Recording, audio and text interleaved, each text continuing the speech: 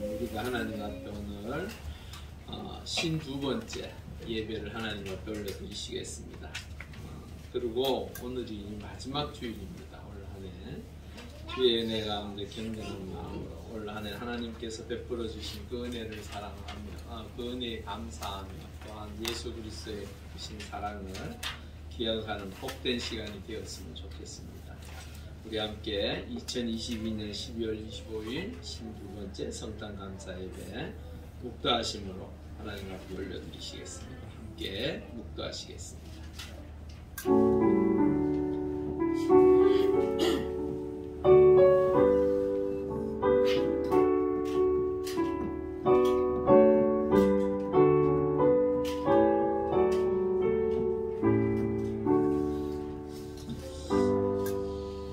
할렐루야. 아버지 하나님 감사합니다.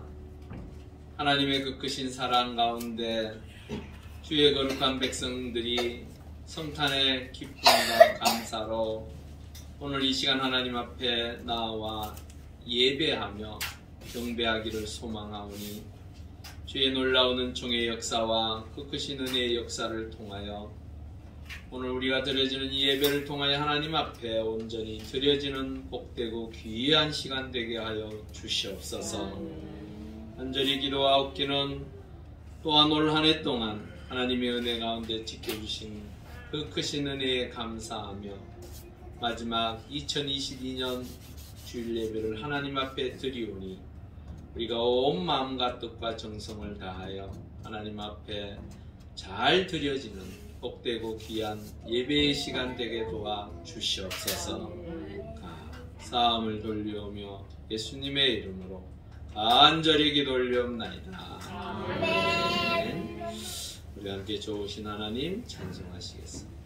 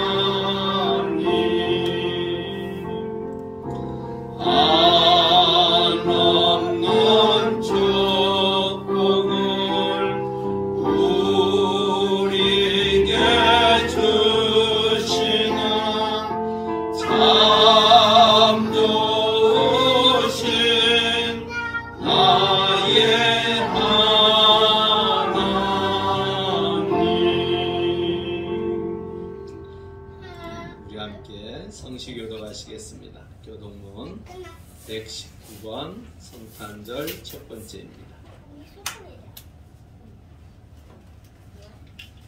여호와의 영광이 나타나고 모든 육체가 그것을 함께 보리라. 이는 여호와의 입이 말씀하셨느니라. 베들레헴 브라다야 너는 유다 족속 중에 작을지라도 이스라엘의 다스리자가 내게서 내게로 나올 것이라. 그의 근본은 상고의 영원에 있느니라.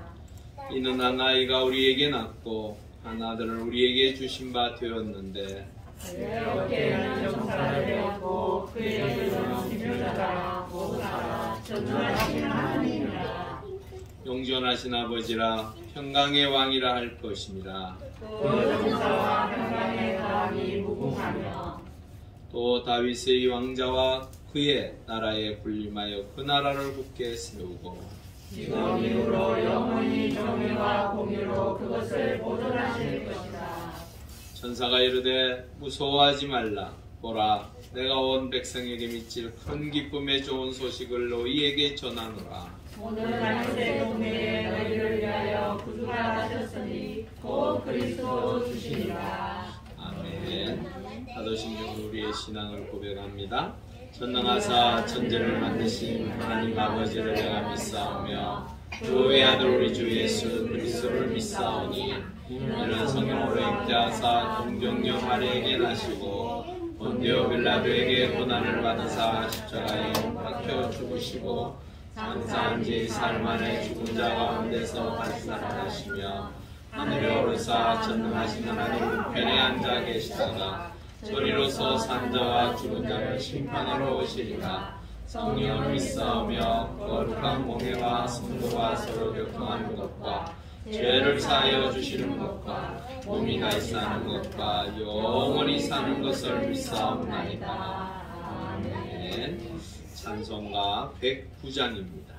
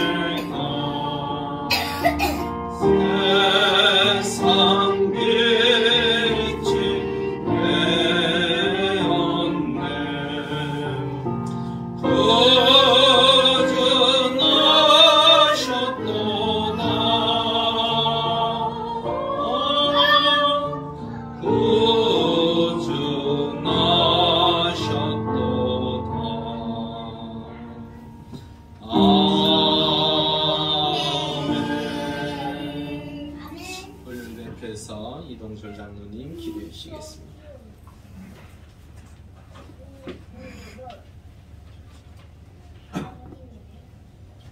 거룩하시고 자비가 풍성하신 하나님 아버지요, 오늘도 복된 주일 예수 그리스도의 탄생을 축하하는 성탄 예배드리게 됨을 감사드립니다.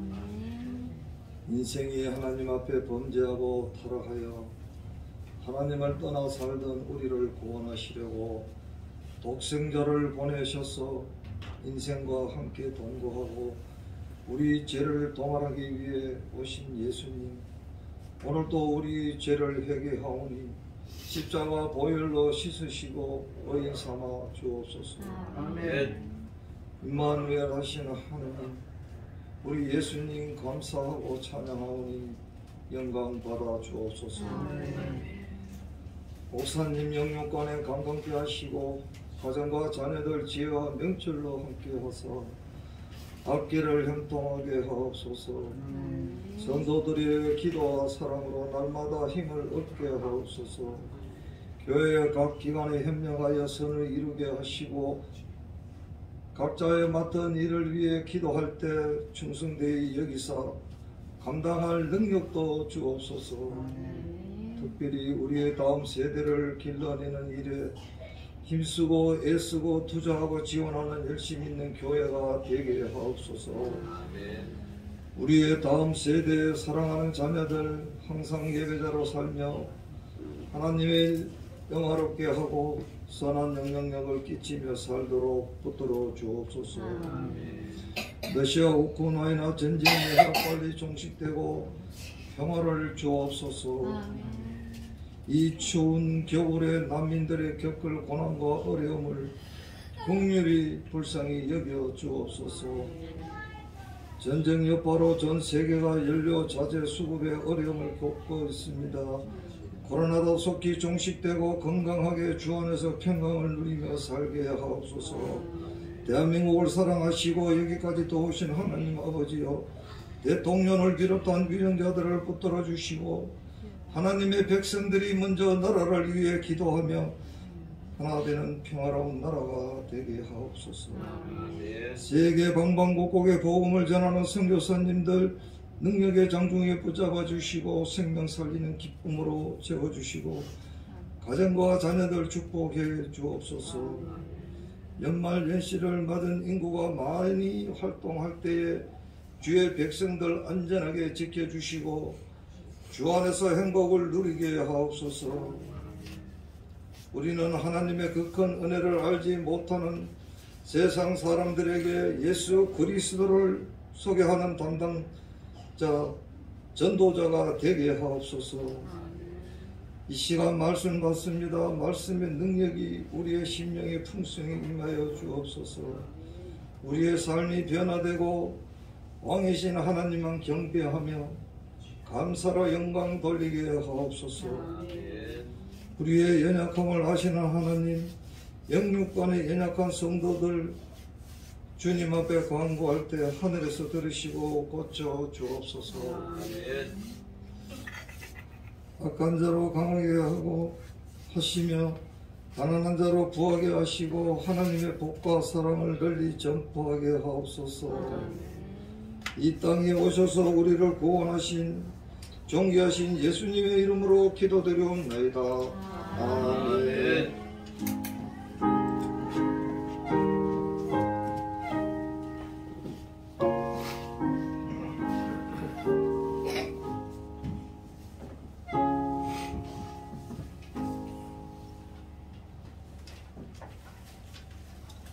하나님 말씀 보겠습니다. 마태복음 2장 1절에서 12절입니다. 신약 이쪽입니다. 마태복음 2장 1절에서 12절 교도가시도록 하시겠습니다. 제가 먼저 읽습니다. 헤롯 왕 때에 예수께서 유대 베들레헴에서 나시매 동방으로부터 박사들이 예루살렘에 이르러 말하되 여호와로 나시니가 어디 계시냐. 우리가 동방에서 그의 별을 보고 그에게 경배하러 오노라 하니.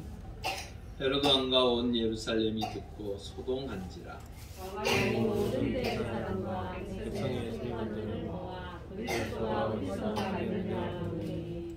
이르되 유대 베들레헴이오니 이는 선지자로 이렇게 기록된 바 또 사람들의 마음은 유대 모리 중에서 가장 착한 자보다 내게서 항상 자가 와서 내 백성 이스라엘의 목자가 되리라 하였습니다. 이에 헤롯이 가만히 박사들을 불러 별이 나타난 때를 자세히 묻고 베들레헴으로 보내되 박사가 이에 대하여 자세히 알아보고 사건을 내게 구하여 바로 박사에게 경배하게 하라.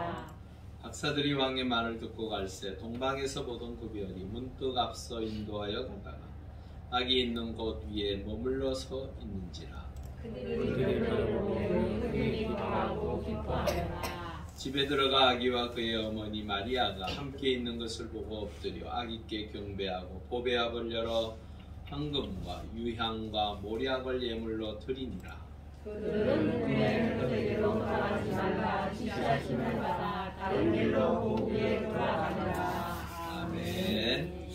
네, 우리 전도자로 인사하시죠. 메리 크리스마스. 하나님의 은총이 바랍니다.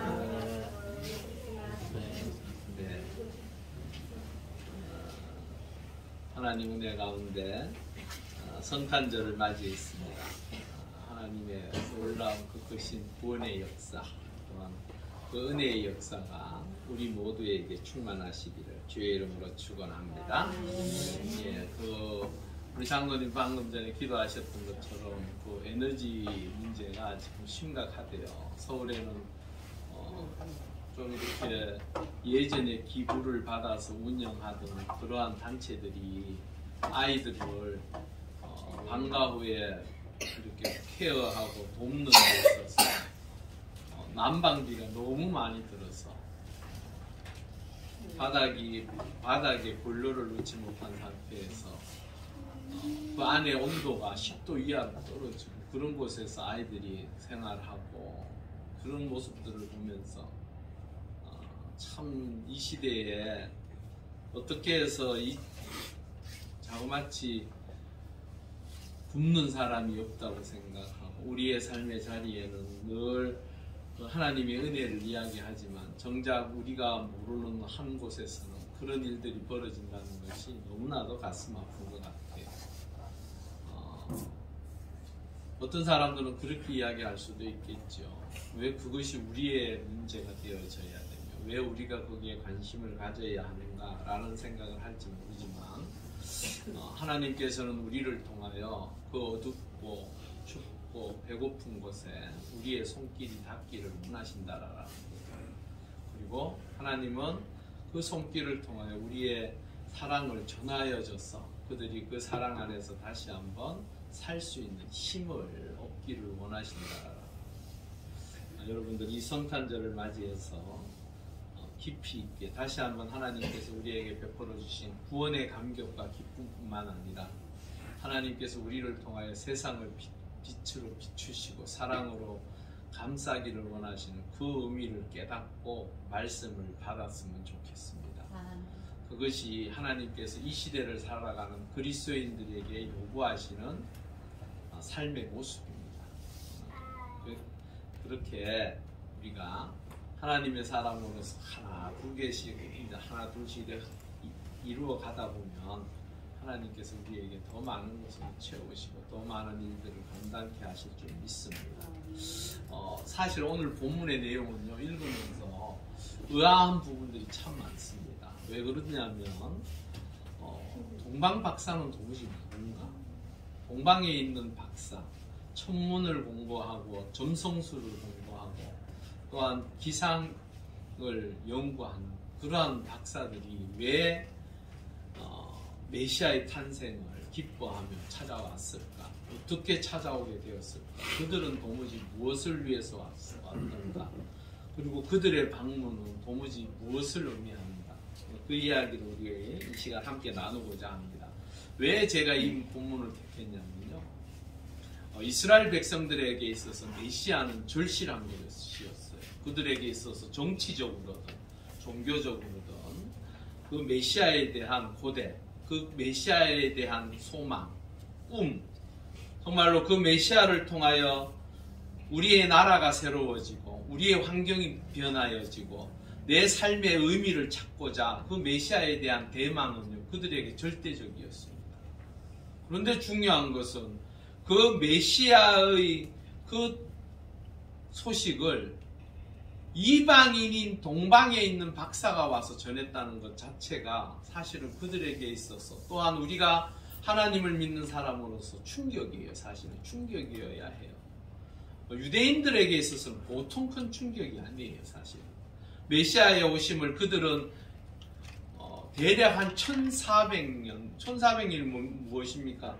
이미 아담과 하와가 범죄했을 때부터 3장 15절, 창세기 3장 15절을 통해서 하나님께서 메시아를 보내겠다고, 이 세상을 구원할 자를 보내겠다고, 여자의 후손을 보내겠다고 말씀하셨던 그것이 이루어지기까지 그들은 그것을 기다리고 있었어요. 그들은 율법이든 아니면 모세오경이든 무엇을 통해서도 그들의 마음속에는 늘 메시아를 고대하는 마음을 가지고 살았었어요. 그런데 그 많은 시간을 기대하고 고대하며 기다렸던 그들은 정작 예수 그리스도가 탄생한 것에 대해서 알지 못했어요. 얼마나 답답한 일입니까? 그래서 1절에서 3절의 내용은 저는요, 보면서 뜻밖의 방문이었다. 사실 이사야 7장 14절 우리 한번 읽어보겠습니다. 시작. 그러므로 주께서 친히 징조를 너희에게 주실 것이라. 보라, 처녀가 잉태하여 아들을 낳을 것이요 그의 이름을 임마누엘이라 하리라. 아멘. 하나를 더 읽어보겠습니다. 지난주에 했던 본문 내용입니다. 이사야 9장 6절 시작. 이는 한 아기가 우리에게 낳고 한 아들을 우리에게 주신 바 되었는데 그의 어깨에는 장사를 배웠고 그의 이름은 기묘자라 모사라 전능하신 하나님이라 영존하시는 아버지라 평강의 왕이라 할 것입니다. 이 두 내용이요, 언제 쪽에 쓰여진지 아세요? 제가 지난주에 얘기했습니다. 700년 전, 예수님께서 나시기 700년 전에 이미 예언되어진 말씀입니다.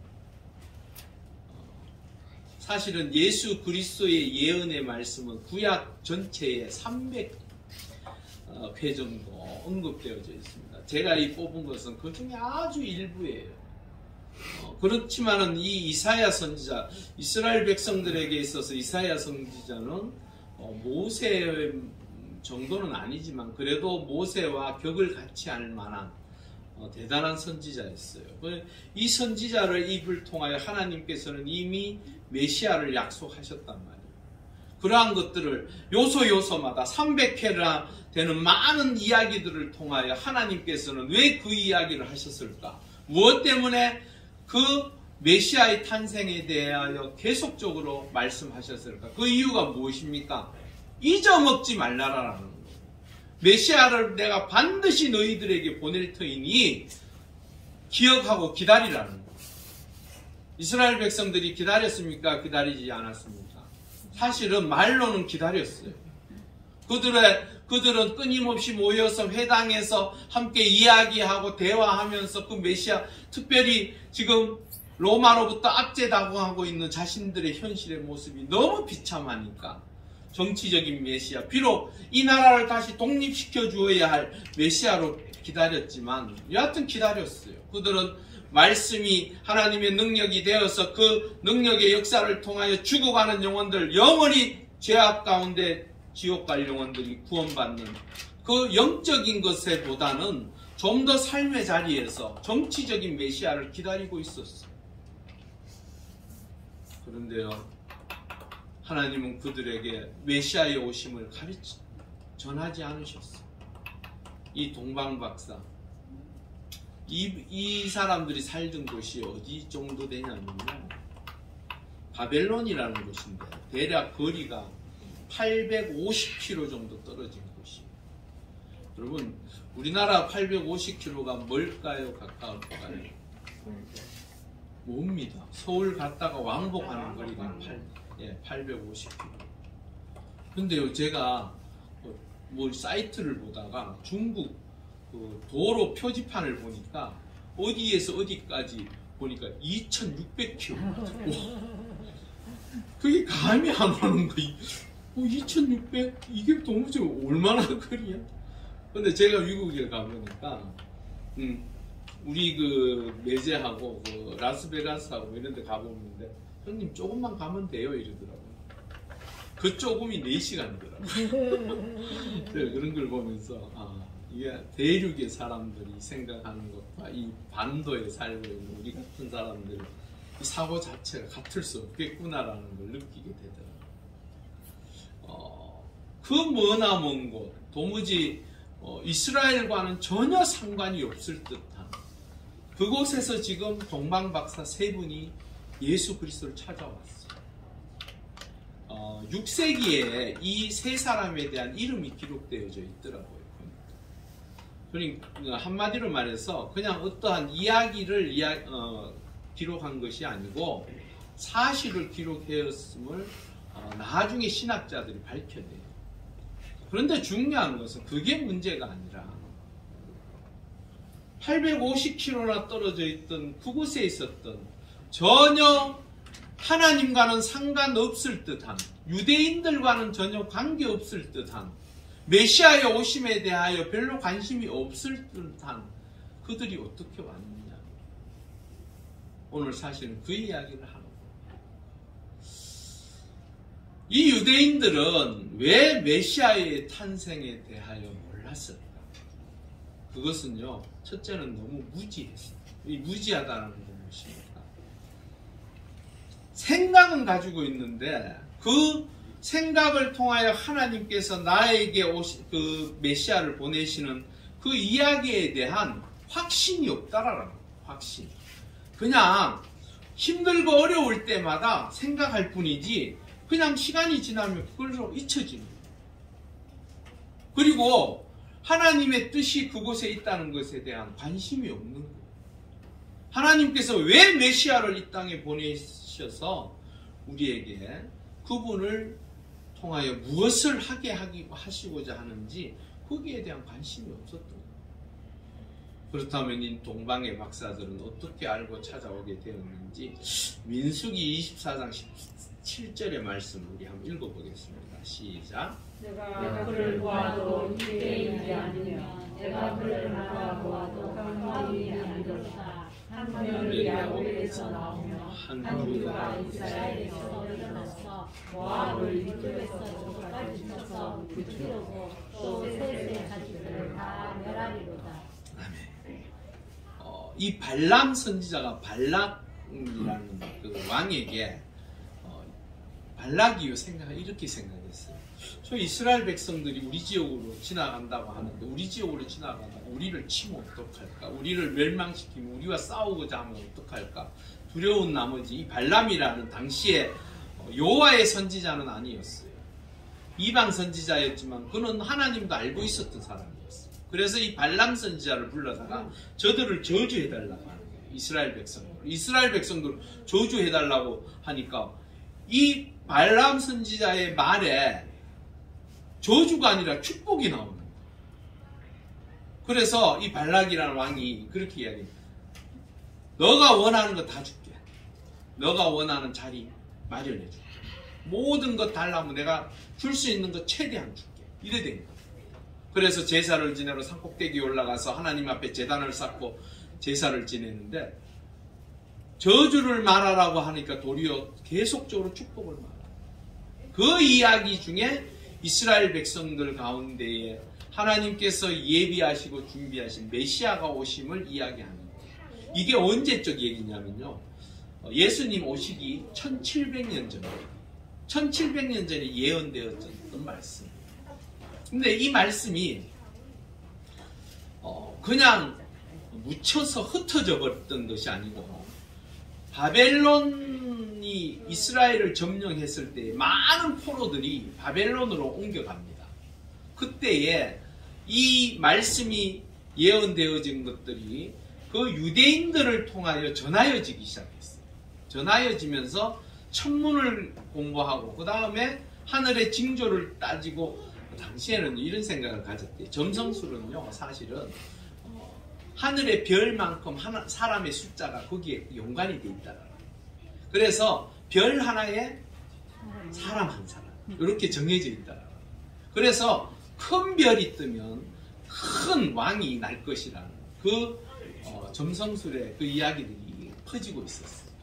그런데 중요한 것은 이 이야기들이 그러면 어떻게 이 동방박사들에게 전하해 줬는지는 그 기록은 없어요. 그런데 중요한 것은 이 동방박사들이 그 이야기를 통하여 예수 그리스도의 탄생하는 그날까지 계속적으로 천문을 연구했다라. 하늘의 별을 찾고 그 별이 나타나는 것을 기대하면서 대략 한 700년 정도를 그 연구하면서 기다렸다. 그런데 드디어 그 별이 뜬 거예요. 그 별이 뜬 것을 보고 이 세 사람이 그동안 준비해 놓았던 예물을 들고 찾아왔다. 이게요, 정설입니다. 그렇다고 완전히 역사적으로 증명되어진 것은 아닌데 신학자들 사이에서는 이것이 정설로 여겨지고 있어요. 동방박사가 그러면 참 대단하지 않습니까? 저는 그걸 읽어보면서 하나님의 백성인 이스라엘 백성들도 사실은 그거 못지않게 준비해야 되나요? 안 해야 되나요? 그것보다도 더 많이 준비해야죠. 왜? 그들은 하나님으로부터 구별받은 자, 선택받은 자, 그렇게 입으로 매일같이 되뇌이면서도 정작 하나님께서 허락하신 메시아에 대해서는 별 관심이 없었다. 그런데 꼭 그런 것만가? 누가복음 2장 25절 우리 한번 읽어보겠습니다. 시작. 예루살렘에 시몬이라는 사람이 있으니 이 사람은 의롭고 경건하여 이스라엘을 기다리는 자 성령이 그 위에 계시더라. 그가 주의 그리스도를 보기 전에는 죽지 아니하리라 하는 성령의 지시를 받았더니 전혀 유대인들 중에 그 메시아에 대해서 그냥 생각만 하고 말만 하다가 그친 사람만 있는 게 아니고 그들 사이에서도 사실은 하나님의 주신 그 말씀에 의지해서 메시아를 기다리고 있었던 사람이 있었어요. 또 한 사람 더 있습니다. 누가복음 2장 38절에 한번 읽어보겠습니다. 마침 이때에 나와서 하나님께 감사하고 예루살렘의 성령을 모든 사람에게 그에 대하여 이 사람이 누군지 아십니까? 한나라는 한나. 네? 안나. 죄송합니다. 그럴 수 있습니다. 이 사람 이름 얘기하다 보면. 자, 이 안나라는 여인을 통하여 이 안나는요 사실은 오랜 시간 동안 혼자 살았어요. 남편이 일찍 죽고 그 동안에 이제 혼자서 외롭게 살았던 여인이었어요. 근데 이 여인을 통하여 하나님께서 약속을 주시고 그 약속의 말씀을 붙잡고 평생을 기도하면서 금식하며 살았던 여인이 바로 안나입니다. 이스라엘 백성들 중에서도 믿음이 경건하고 하나님의 말씀 안에 살고자 하는 자들은 하나님께서 약속하신 그 말씀을 따라서 고대하며 또한 기다리며 소망하며 살았다. 여러분, 성탄의 기쁨이요 단지 오늘 이 한날 즐거움으로 기쁨으로만 그치는 것이 아닙니다. 우리에게 주어져 있는 영원한 나라인 천국을 소망하고 기대하며 사시는 하나님의 사람들이 되길 바랍니다. 지금 아직은 오래 살고 아직은 나에게 천국 갈 일이 멀지 않은 것 같죠? 아닙니다. 순식간입니다. 나에게 닥쳐오는 그 천국은 언제 어떻게 이루어질지 몰라요. 그러기에 하나님의 백성들이 하나님의 말씀을 부여잡고 소망을 가지고 기대하며 또한 그것이 내 삶의 자리에 이루어지기까지 그 일을 하나님 앞에 기도하며 기다리는 것. 어쩌면 이 성탄의 기쁨이 우리에게 그렇게 나와야 하는 것이에요. 우리도 이 성탄에 즉 예수 그리스도께서 이 땅에 오심에 대한 기대감, 소망, 그 기쁨이 우리에게 오늘 하루만 그치는 것이 아니라 영원토록 내 삶의 자리에 그 기쁨이 충만하실 수 있기를 주의 이름으로 축원합니다. 그 예수 그리스도께서 이 땅에 오셔서 동방박사 전혀 유대인과는 상관없을 것 같은 그 사람들이 들이닥쳐서 이제 묻습니다. 왕이 나셨는데 그 왕이 어디 계시냐고 묻습니다. 그때에 그들의 반응은 어땠습니까? 3절에 보니까 헤롯 왕과 온 예루살렘이 듣고 어떻게 하였다라고요? 소동하였다. 이 소동하라는 말은 타라소라는 그 헬라어인데요. 놀라고 두려워하다, 충격을 받다. 자, 유대인들에게 있어서 메시아의 오심은 그들에게 있어서 절대적인 소망이고 기대고 정말로 바람이었어요. 근데 그 예수 그리스도, 즉 메시아가 이 땅에 오셨다고 하는데 이들은 소동했다라고, 즉 놀라고 두려워했다. 이게 말이 돼요? 안 돼요? 안 됩니다. 기뻐서 감사하고 축제가 벌어지고 하나님을 찬양해야 될 그 자리에 그들은 놀라고 두려워하며 충격을 받았다. 왜 그랬을까? 참 답답하지. 누가복음 2장 14절에는 지극히 높은 곳에서는 하나님께 영광이요 땅에서는 하나님이 기뻐하신 사람들 중에 평화로다라고 말하고 있습니다. 하나님께서도 기뻐하시고, 하나님께서 기뻐하셔야 할 이유가 있을까요? 사실은 없죠. 독생자를 이 땅에 보내셨는데 답답하시겠지만 그래도 우리를 더 사랑하시기에 그 사랑 때문에 주 예수 그리스도를 탄생에 대해서 하나님이 기뻐하시고, 또한 그것을 통하여 하나님께 영광이 돌려지고, 또한 이 땅에 있는 많은 사람들이 기뻐한다는 것. 그런데 정작 예루살렘, 하나님의 말씀이 세워져 있는 그곳, 하나님의 은혜의 역사가 있는 그곳에서 정작 주님이 오심에 대하여 충격을 받고 놀라워하고 두려워하고 있습니다. 참으로 답답한 일입니다. 왜 그들은 그러한 모습으로 주님을 맞이했을까? 자, 우리 이사야 48장 2절과 4절 한번 읽어보겠습니다. 시작. 그들은 거룩한 성 출신이라고 스스로 부르며 이스라엘 하나님을 의지한다 하며 그의 이름이 만군의 여호와라고 하나 내가 알거니와 내 모든 새의 신들이요 내게 맞는 것이다. 그들은 어떻다고요? 말은 내가 유대인이라고, 내가 선지자라고 하고, 내가 제사장이라고 하고, 내가 서기관이라고, 모든 사람들에게 하나님의 백성임, 나는 구별되어졌다고 하고, 하나님께서 이 백성을 지키시고 함께 하시고 그 하나님의 놀라운 은혜가 우리에게만 있다고 하는 그들은 어떠한 자들이라고요? 완고하며 쇠의 힘줄 같고 녹과 같다. 뻔뻔한 인간들이라는 거예요. 성경에서 이렇게 표현합니다. 유대인들이 정말로 하나님의 거룩한 백성으로서 하나님의 말씀을 기다리며 그 말씀이 이루어지기까지 그것에 관심이 있는 것이 아니라 그들의 마음속에는 그냥 구별되어진 자신들의 모습을 가지고 세상 속에서 군림하고 자랑하고 전혀 그 일을 위해서 수고하는 자가 아니라 그런 모습으로 그들은 지금 살고 있다. 여러분, 우리가 하나님의 은혜 가운데 구원받은 주의 거룩한 백성인 줄 믿습니다. 그 믿음의 은혜의 역사가 세상 사람들이 볼 때에 정말로 빛이 되고 소금이 되어지고 있습니까? 우리가 하나님의 거룩한 자녀로 이 땅에 살아갈 때에 정말로 말로만 사는 자가 아니라 내 삶을 통하여 드러내고 보여줄 수 있는 하나님의 사람들이 될 수 있기를 바랍니다. 그리고 소동하고 난 다음에 헤롯 왕과 대제사장 또한 서기관들의 대응에 대한 반응에 대한 이야기 나오고 있습니다. 사실은 이 이야기는요, 미가서 5장 2절에 나와 있습니다. 우리 함께 읽어보겠습니다. 시작. 베들레헴 에브라다야 너는 유다 족속 중에 작을지라도 이스라엘을 다스릴 자가 네게서 나올 것이라. 그의 근본은 산고에 영원에 있느니라. 이 말을 듣고 난 사람 헤롯 왕이 깜짝 놀라서 각 대제사장 서기관들을 불러서 묻습니다. 도무지 이게 무슨 말이냐? 메시아가 온다는데, 새로운 왕이 온다는데 이게 어디에 기록되어져 있느냐 찾으라고 하니까 이 미가서 5장 2절의 말씀을 따라서 찾습니다. 이거 에브라다는요, 에브라다는 그 베들레헴의 옛 지명 이름입니다. 지명입니다. 이 이야기를 하면서 그들에게 이야기를 합니다. 뭐라고 이야기합니까? 나도 가서 그분을 경배하고 싶다라고 말하고 있습니다.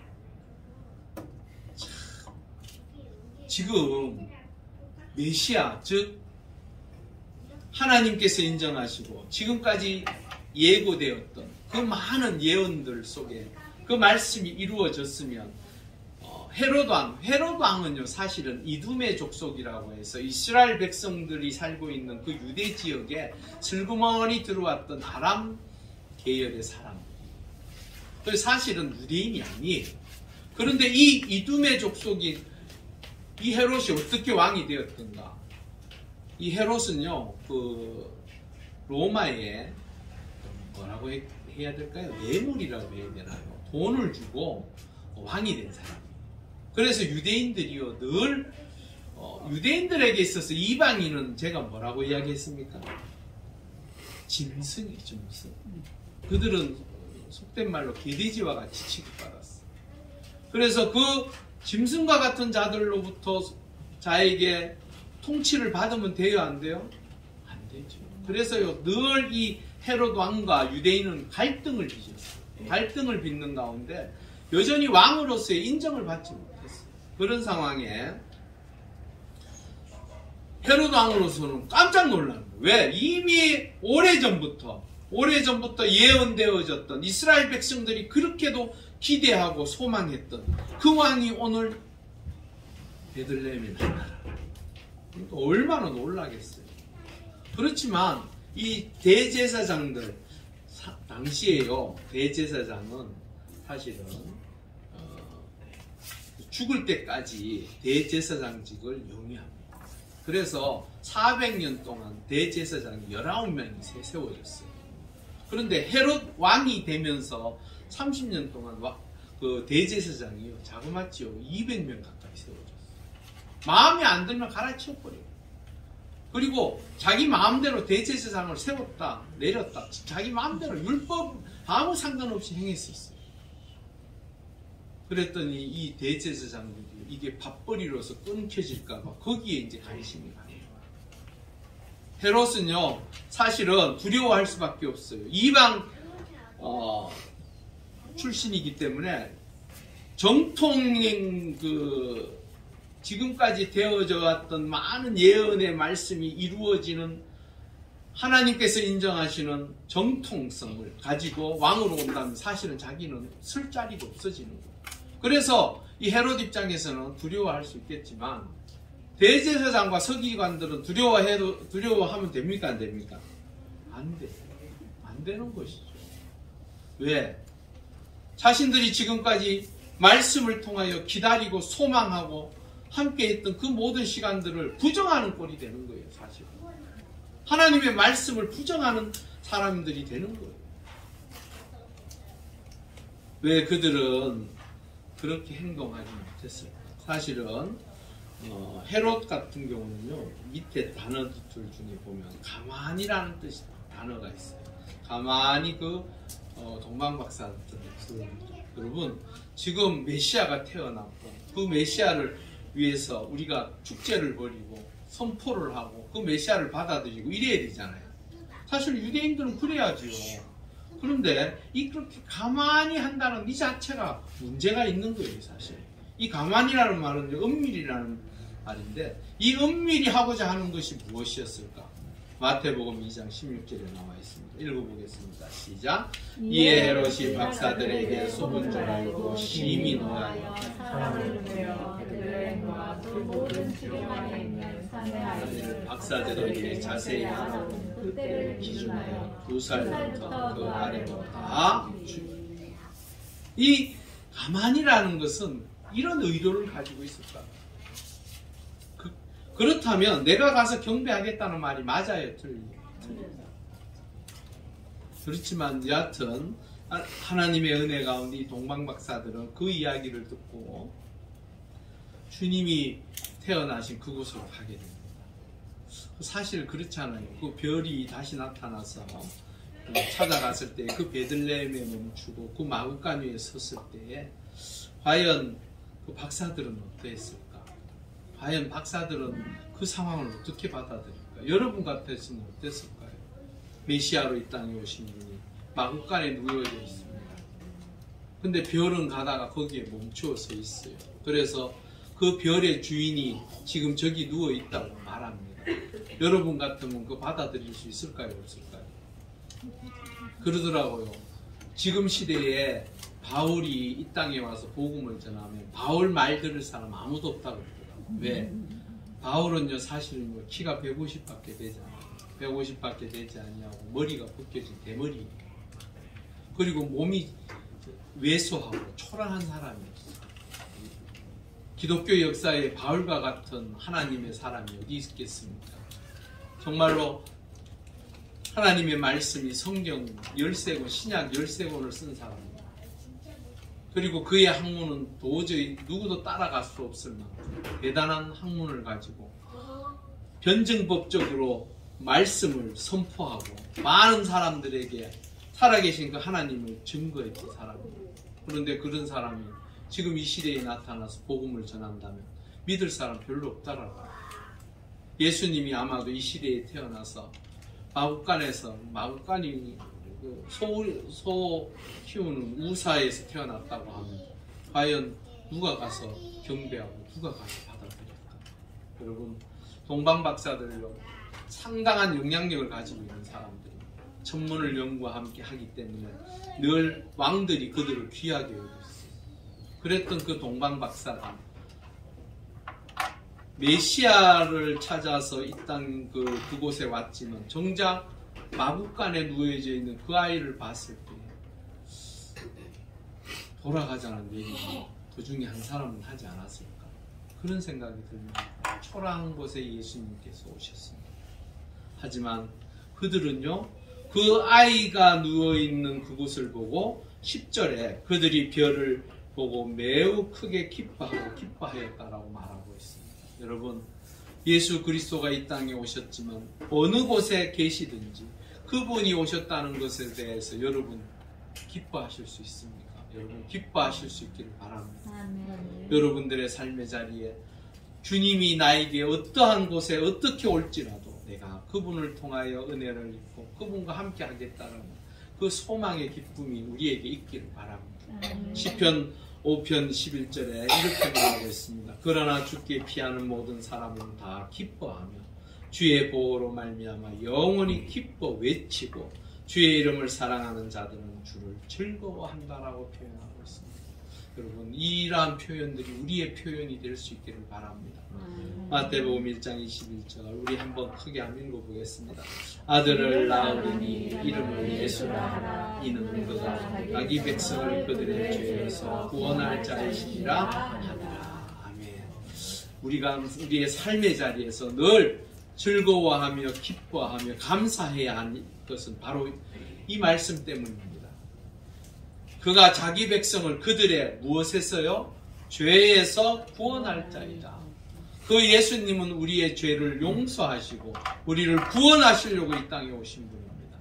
그러기에 이 동방박사들의 기쁨이 우리의 기쁨이 되어져야 합니다. 여러분들도 주 예수 그리스도의 오심이 정말로 영원토록 변하지 아니한 기쁨으로 남으시기를 주의 이름으로 축원합니다.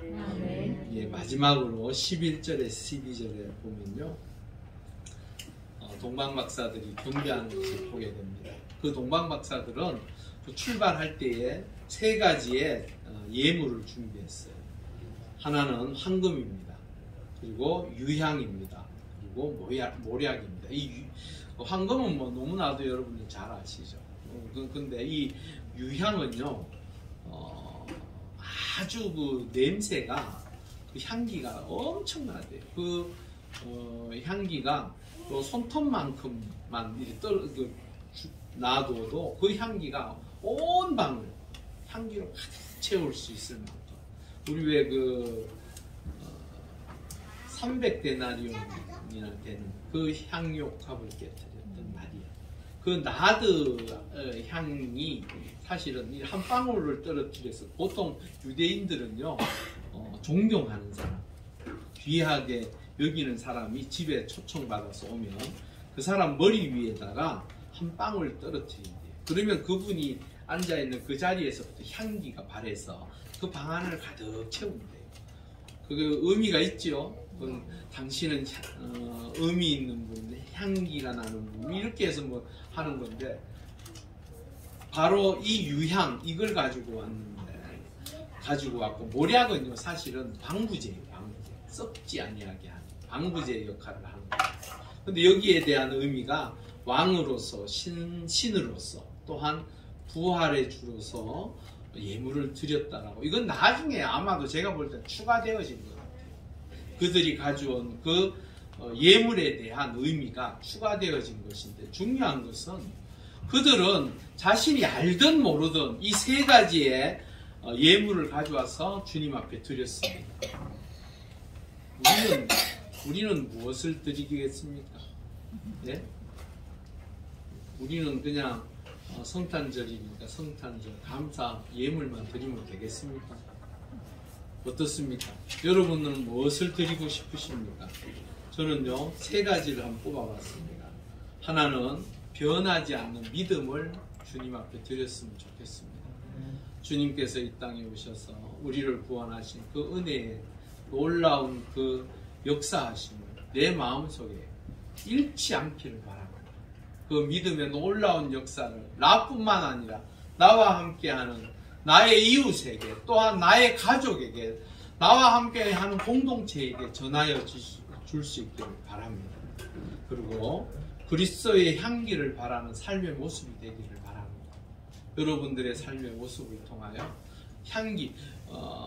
향기가 있는 곳에 무엇이 몰려듭니까? 네? 꽃의 향기를 통하여 무엇이 옵니까? 벌이 옵니다. 똥파리는 안 옵니다. 아주 좀 그렇더라고요. 그 향기에 벌들이 모여들잖아요. 그게 무슨 말입니까? 여러분들의 삶을 통하여 많은 사람들이 모일 수 있기를 바랍니다. 구원의 놀라운 은혜의 역사를 누리는 하나님의 사람들의 모습, 그리고 부활을 전하는 예수 그리스도의 증인의 삶을 통하여 그 모습을 하나님 앞에, 주님 앞에 드리실 수 있기를 바랍니다. 그럴 때에 여러분들의 삶을 통해 하나님께서 기뻐하실 것입니다. 그리고 맨 마지막 12절에는 그들은 꿈에 헤롯에게로 돌아가지 말라고 처음에 약속하고 왔어요. 내가 돌아오면서 이야기해 주겠다고 했는데 그들의 꿈에 헤롯에게 천사가 나타나서 그곳으로 다시 돌아가지 말라고 이야기합니다. 마지막까지 이 동방박사는 순종의 삶을 통하여 성탄의 기쁨이 충만하게 되어짐을 보게 됩니다. 우리의 삶의 모습도 그렇습니다.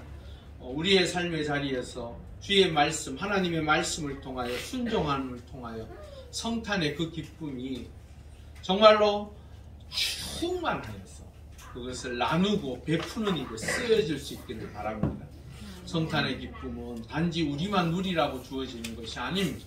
우리를 통하여 하나님의 뜻이 전하여지고 믿음의 역사를 통하여 구원의 놀라운 소식들이 전하여지기를 하나님께서 원하실 것입니다. 그 일을 위하여 우리가 살아가실 수 있기를 바랍니다. 다시 한번 마음에 다짐하시고 그 믿음의 모습을 통해 하나님의 영광을 드러내는 하나님의 사람들이 될 수 있기를 주의 이름으로 축원합니다. 우리 함께 기도하시겠습니다. 한 3초 정도 이 성탄의 기쁨을 통하여 전하여지는 하나님의 놀라운 은혜의 역사를 나눌 수 있는 우리 모두가 되게 해달라고 우리 함께 간절히 기도하시겠습니다. 할렐루야. 아버지 하나님 감사합니다. 하나님께서 그 사랑을 우리에게 예수 그리스도를 보내심으로 보여주셨습니다. 하나님, 그 놀라운 은혜의 역사가 우리의 삶의 자리에 이루어짐과 같이 성탄의 그 기쁨과 감사를 통하여 또한 모든 이들에게 전하여져 그 하나님의 놀라운 은총을 함께 누릴 수 있는 우리 모두가 되게 하여 주시옵소서. 성탄의 이 기쁨이 하루의 기쁨으로 끝나는 것이 아니라 우리의 주어져 있는 삶의 자리마다 그 기쁨과 감사로 나아갈 수 있는 우리 모두가 되게 하여 주시옵소서. 할렐루야. 아버지 하나님 감사합니다. 우리에게 성탄의 기쁨을 허락하시고 그 은혜의 역사를 누릴 수 있게 하여 주셔서 감사합니다. 간절히 기도하고 우리는 이 성탄의 기쁨이 오늘 하루만의 기쁨이 아니라 우리의 삶의 자리에 언제나 흘러넘치는 놀라운 하나님의 은혜의 역사를 나누는 우리 모두가 되게 하여 주시옵소서. 감사함을 돌려 예수님의 이름으로 간절히 기도하옵나이다. 아멘.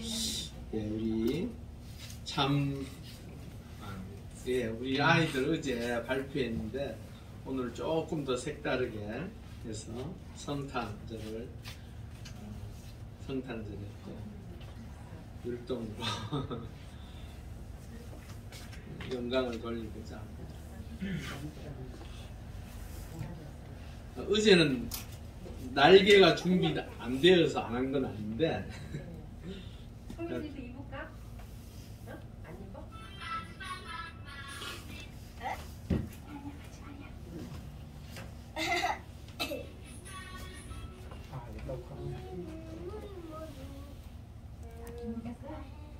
자, 우리 인사하시고 인사하면서 인사해. 시원이도 인사. 똑바로.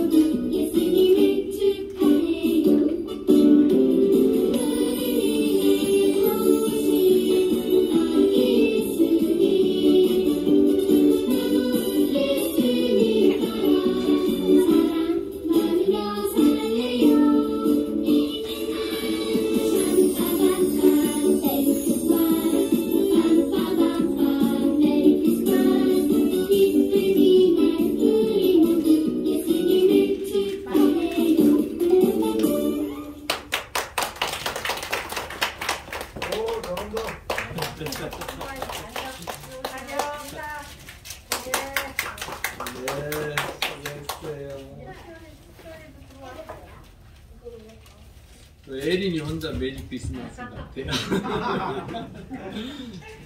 우리 그 에린이하고 또한 우리 성현이하고 시원이하고 고맙습니다. 비록 조금 부족한 것 같지만 그래도 주님을 찬양한다는 게 참 귀한 것 같습니다. 자, 우리 함께 122장 찬송하시면서 준비한 내용을 드리도록 하겠습니다.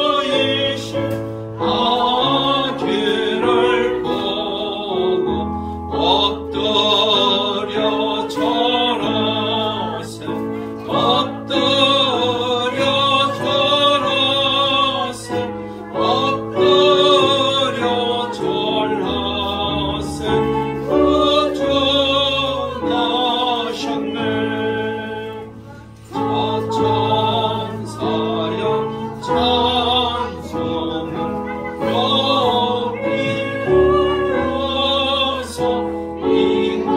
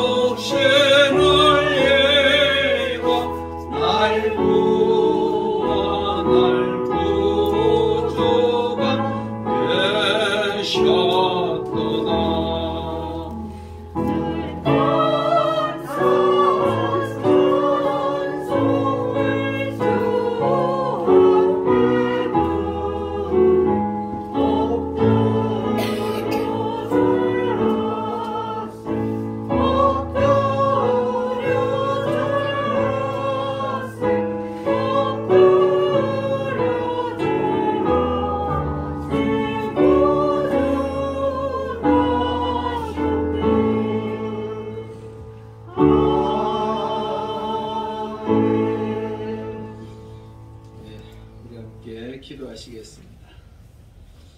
할렐루야. 아버지 하나님 감사합니다. 주의 거룩한 백성들 하나님의 은혜 가운데 한 주를 살게 하시고 하나님의 놀라운 은총 가운데 거룩하고 복된 주일 성탄 주일을 맞이하여 주의 전에 나와 예배하며 귀한 예물 드리게 하시니 감사합니다. 하나님의 은혜 가운데 드린 손길들 기억하시사 특별히 열의 하나를 구분하여 드린 하나님의 거룩한 백성들의 손길을 기억하시고 매일의 삶의 자리에 하나님께서 동행하시고 한 달 동안 수고하였던 그 물질의 열매를 통하여 하나님 앞에 구별하여 열의 하나를 드리오니 하나님 기쁘게 받아주시고 저들의 삶의 자리가 날마다 주의 은총으로 충만하여지며 정말로 일할 때마다 힘 주시고 능력 주시고 함께하여 주셔서 모든 이들에게 사랑받으며 존경받으며 또한 하는 일들이 주 안에서 복되게 형통함을 누릴 수 있도록 아버지 하나님 도와주시옵소서. 그들의 가정을 지켜주시고 삶의 일터를 지켜주시고 그 걸어가는 발걸음을 인도하여 주셔서 날마다의 삶의 자리가 주의 은혜로 더욱더 풍성케 하여 주시옵소서. 감사의 예물로 하나님 앞에 드린 주의 백성들 기억하여 주시옵소서. 아버지 하나님의 은혜 가운데 직장을 취업하여 열의 하나를 드리며 감사함으로 드린 손길 기억하여 주시옵소서. 하나님의 은혜 가운데 저의 삶의 자리에 길을 열어주시고 아버지 하나님의 은혜 가운데 그 직장을 통하여 꿈을 가지고 비전을 실현해 갈 수 있는 놀라운 하나님의 은혜의 역사가 있게 하여 주시옵소서. 또한 아버지 하나님 좋은 결과를 주시어 감사드리는 하나님의 아들도 기억하시고 그 놀라운 하나님의 은혜 가운데 더욱더 열심히 공부하고 노력하여 하나님의 뜻을 이루어가는 주의 자녀가 되게 하시옵소서. 또한 아버지 하나님 하나님의 은혜 가운데 감사하여 드린 주의 백성들의 손길들이 있습니다. 기억하여 주시고 저들이 더욱더 주의 은혜로 풍성함을 누리게 하시고 하나님의 손길을 통하여 더욱더 기쁨과 감사가 충만할 수 있도록 아버지 하나님께서 역사하시고 함께하여 주시옵소서. 아버지 하나님 성경응으로 구제응으로 드리는 손길 위에도 함께하시고 하나님의 놀라운 은혜 가운데 귀하게 쓰임받게 하여 주시옵소서. 또한 아버지 하나님 성탄 축하 감사 예물로 하나님 앞에 드린 손길을 기억하여 주시사 저들의 삶의 자리가 하나님의 은혜로 성탄의 기쁨이 영원토록 함께할 수 있도록 저들을 지키시고 인도하여 주시옵소서.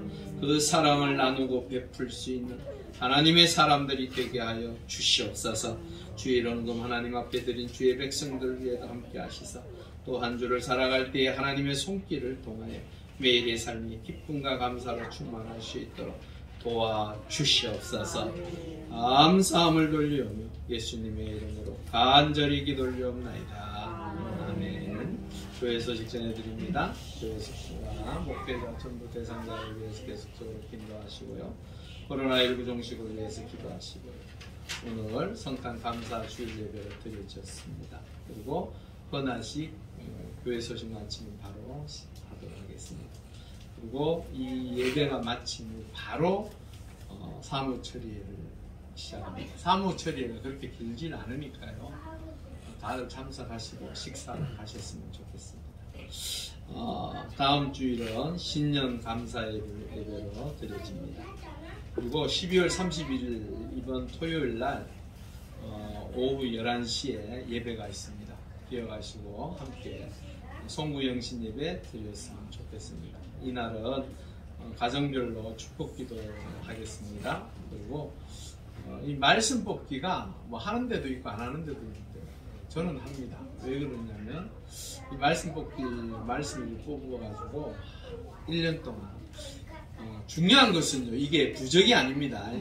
뭐 붙여놓는다고 해서 뭐 어디다 놔둔다고 해서 되는 게 아니에요. 그게 아니고 그 말씀 카드를 뽑아서 성경에 끼워 묻고 기도하라는 거예요. 한 해 동안 그 말씀을 보여줘 하나님께서 나에게 주시는 그 복을 기대하면서 1년을 보냈으면 마음으로 말씀 뽑기도 있습니다. 그렇게 기억하시고 11시에들 모여주셔서 같이 예배하셨으면 좋겠습니다. 한 해를 마무리하고 또 한 해를 새롭게 시작하는 시간들이니까 그 시간 1년에 한 번입니다. 매번 하는 것도 아니고 한 달에 한 번 하는 것도 아니고 1년에 딱 한 번 하는 거니까 다 같이 모이셔서 그리고 그 헌금 봉투에다가 기도의 제목을 2가지를 적으십시오. 2가지를 적으시면 제가 그걸 1년 전에는 저는요 그걸 이제 폰에다가 입력해서 새벽마다 그 기도 제목을 놓고 기도를 해주었습니다. 한 1년 지나니까 거의 다 이루어지더라고요. 보니까 하나님 은혜 가운데. 그러니까 그 기도의 제목 2가지. 목사님 저는 한 5가지가 될 것 같은데 5가지 하셔도 됩니다. 되지만 이제 기본이 2가지다 생각하시고 제가 그렇게 그 기도의 제목을 가지고 1년 12달 새벽에 나와서 제가 기도하면서 기도할 겁니다. 아시겠죠? 예. 헌화식. 이 헌화식을 오늘 하는데요. 유아 세례하고는 다른 겁니다. 원래 침례교회는 말씀, 성경에 기록되어진 것 이외에는 하지 않습니다. 원래 침례교회 방향이 그래요. 그렇게 신앙적인 고백에 의해서 되어진 것들이 예식이냐 아니냐의 차이일 뿐이에요. 이 헌화식은요 왜 하느냐? 하나님의 은혜 가운데 이 자녀를 내가 잘 양육하고 기르겠다는 부모의 다짐입니다. 그리고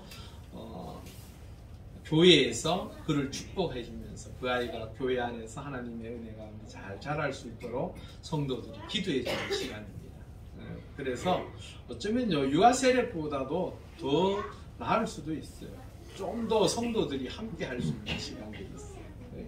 그러니까 유아 세례라고 해서 뭐 본인이 유아 세례를 받았다고 해서 신앙적 고백이 없잖아요. 그게 사실은 세례가 유아 세례라는 말은 원래 장로교에서 하는 건데 그것조차도 사실은 안 해야 돼요. 원래 세례나 침례나 이 2가지가 다 지금 공존하는데 이 2가지의 목적은 단 하나입니다.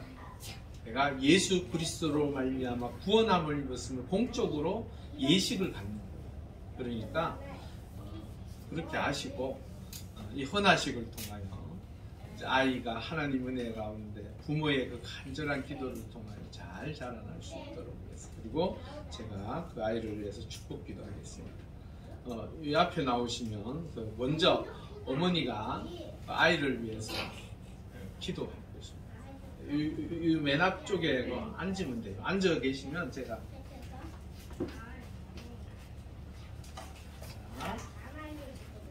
먼저 어머니가 기도해요.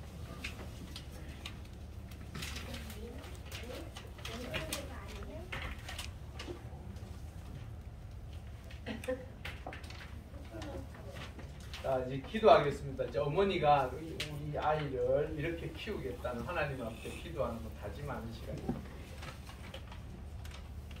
사랑과 은혜가 충만하신 하나님 아버지, 오늘과 같이 은혜롭고 축복된 날을 맞이하게 해주심에 감사드립니다. 하나님의 계획하심에 저희 가정에 시원이를 보내주심을 늘 감사드립니다.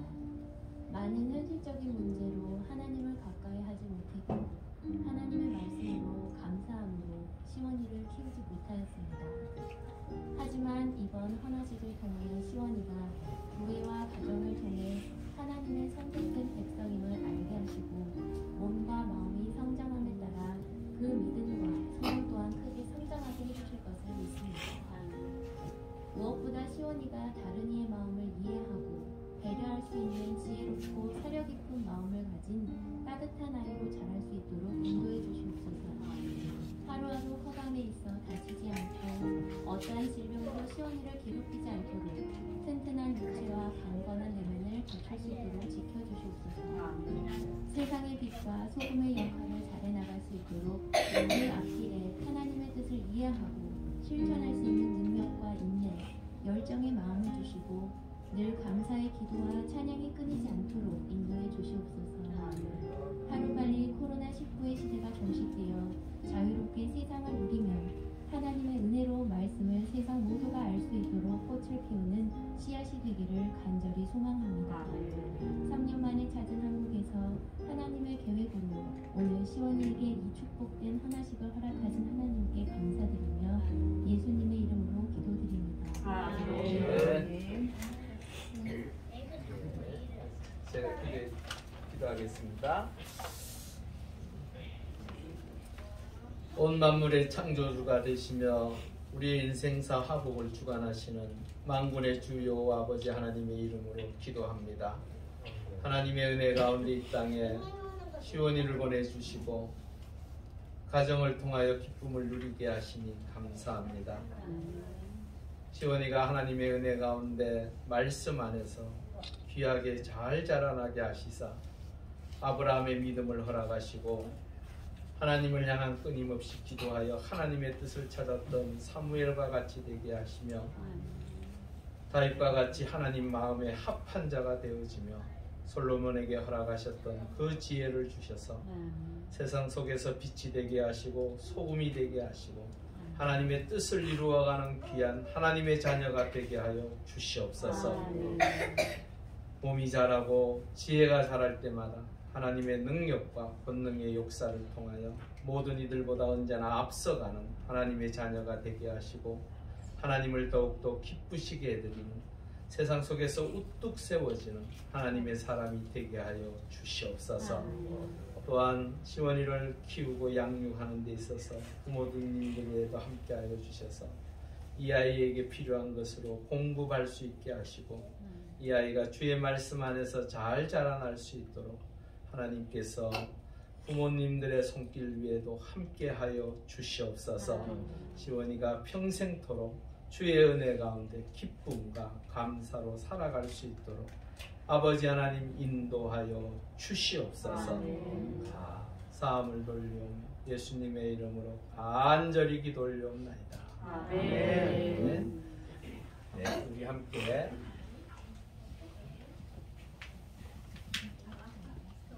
네, 아멘. 앞에 이제 나오셔가지고 축복성 함께 하도록 하겠습니다. 우리 다 같이 이제 밑에 축복성. 예, 예. 너는 시냇가에 심은 나무 아시죠? 네. 우리 함께 팔을 벌려서.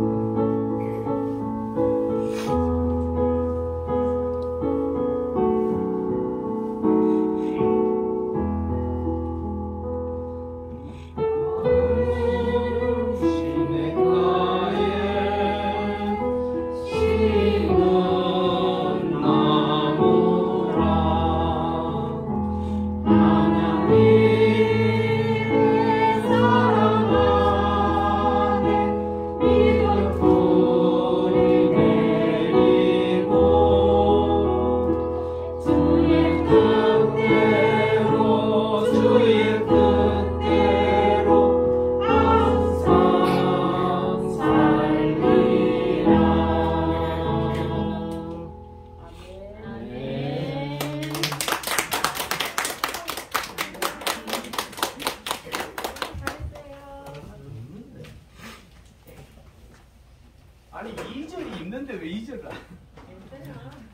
그런가요?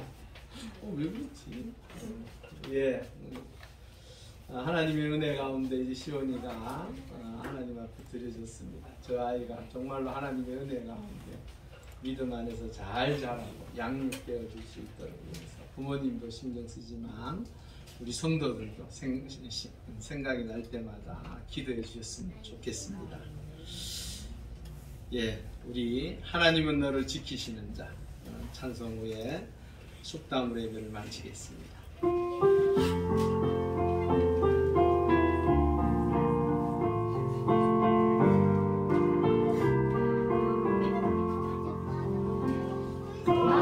하나님은 너를 지키시는 자 너의 우편에 그늘 되시니 낮에 해와 밤에 달도 너를 해치 못하리.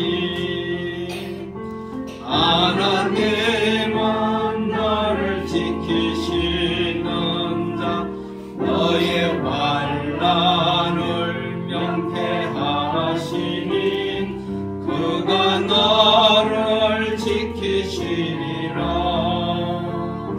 너의 출입을 지키시리라. 눈을 들어 산을 보아라. 너의 도움 어디서나 천지 지으신 나를 만드신